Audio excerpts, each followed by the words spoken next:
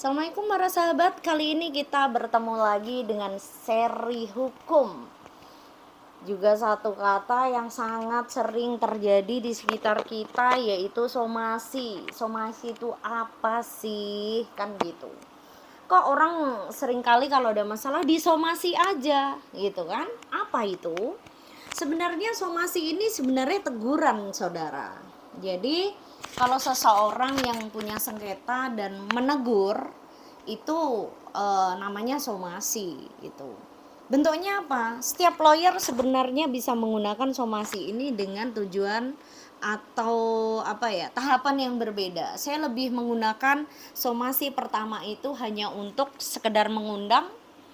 Syukur-syukur kalau dalam undangan itu kemudian bisa damai, karena di dalam somasi saya yang pertama biasanya saya hanya akan menyebutkan mengundang saudara dan seterusnya di sini membahas tentang ini karena Anda punya masalah sama kita ini, gitulah kira-kira. Jadi tidak ada istilahnya konsekuensi hukum, baru sebatas itu mengundang saja. Kenapa begitu? Karena prinsip dalam menyelesaikan masalah itu sebenarnya tidak harus bersengketa di pengadilan. Kalau bisa diselesaikan di luar pengadilan, kenapa tidak? Itu kenapa kita memberikan teguran.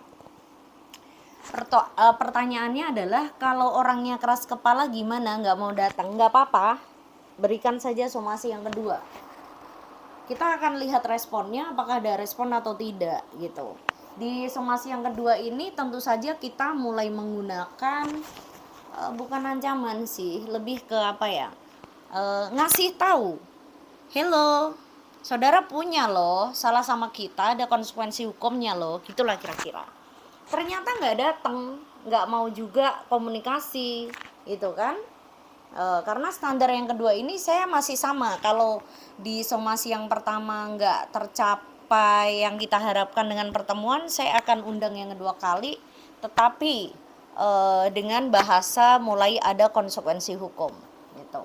Yang ketiga gimana? Tetap sama dengan konsekuensi hukum yang lebih keras. Misal gini, saya akan proses Anda kalau Anda tidak menyelesaikan dalam waktu 7 kali 24 jam, saya akan memproses Anda baik pidana maupun perdata.